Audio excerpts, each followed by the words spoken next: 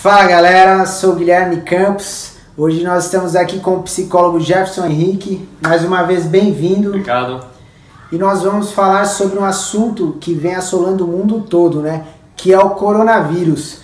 Diante de uma notícia de pandemia, como lidar com essa situação, né? Em relação a medo, pânico, né? Bom, então a gente vê a questão do medo, né? O medo, ele é um estado emocional de desconforto para as pessoas em relação a algo real ou imaginário.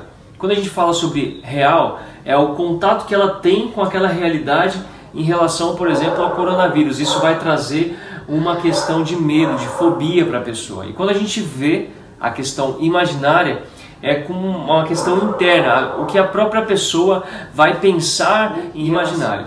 Quando a gente fala sobre real, é o contato que ela tem com aquela realidade em relação, por exemplo, ao coronavírus. Isso vai trazer uma questão de medo, de fobia para a pessoa. E quando a gente vê a questão imaginária, é como uma questão interna, o que a própria pessoa vai pensar em relação a esse tipo de informação de coronavírus que ela está recebendo. Isso é a questão do medo, da fobia. Agora vamos falar de algo mais profundo, vamos falar da questão do pânico, que já entra mais uma questão de ansiedade elevada em relação a esse tipo de coronavírus que a gente está vendo hoje, né? O pânico, ele é uma situação desconfortável onde a pessoa ela entra em um estado emocional irracional. Ela não raciocina de acordo com a normalidade, né? Ela não raciocina, então ela tem atitudes, questão de instinto, questão de sobrevivência, ela fica irracional, né? O cortisol aumenta na pessoa e ela fica simplesmente irracional. E aí a gente vê diversas notícias hoje, né? Pessoas fazendo estoques imensos de comida e tantas outras situações recorrentes. As pessoas elas vão em níveis extremos, né? Assim, elas ficam loucas, digamos assim, né? E aí essa questão de noticiário, né? Como lidar, né, com fake news, né? O que procurar, onde procurar as notícias, né? O que você indica pra galera? Bom, a gente vê hoje, graças às mídias sociais, WhatsApp, Instagram, listas de transmissão, nós vemos uma proliferação de notícias, né? E muitas fake news, né? A gente vê hoje mesmo, tá? Peguei meu celular lá, uma pessoa mandou uma mensagem que era uma mensagem totalmente controversa, desatualizada. É importante a gente verificar as notícias direto da fonte, né? Que, por exemplo, é o Ministério da Saúde.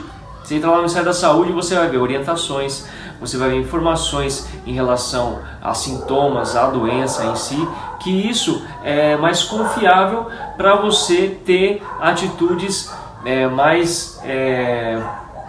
atitudes melhores em relação a esse tipo de surto que a gente está vendo hoje no nosso país. Se nortear, né, e tomar as decisões corretas, né, mantendo a calma, né, porque se você for absorver tudo que você tem de informação, você acaba ficando louco, né?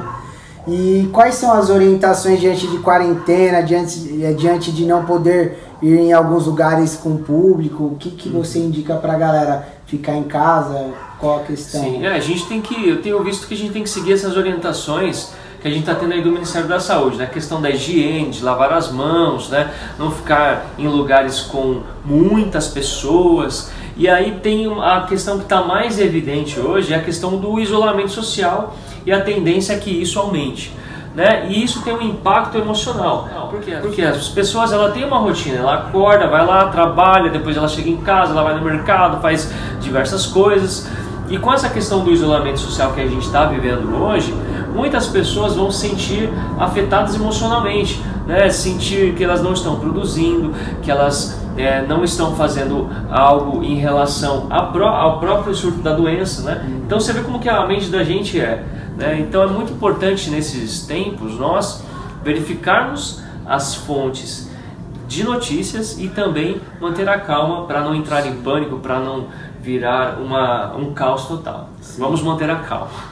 E no seu caso, né, com a tecnologia, hoje tem a possibilidade de fazer uma consulta online, né, que é o que é mais indicado no momento. Isso é bem bacana, porque o atendimento online, nós vemos a possibilidade do paciente não precisar sair da casa dele, né? A gente faz através de videochamadas, através do Skype, por exemplo, uma mesma qualidade que tem um atendimento presencial. Então, além da terapia, nesse atendimento online, eu vou ensinar técnicas para essas questões de pânico, essas questões de medo, para que a pessoa possa ter uma gestão emocional e também uma vida emocional bem mais equilibrada nesses dias que nós estamos vivendo. É isso aí, galera. Se ficou mais alguma dúvida ou alguma outra questão que a gente não tratou, comenta, procura a gente nas redes sociais, eu vou deixar nas descrições aqui as redes sociais dele. Galera, deixa o seu like, tamo junto.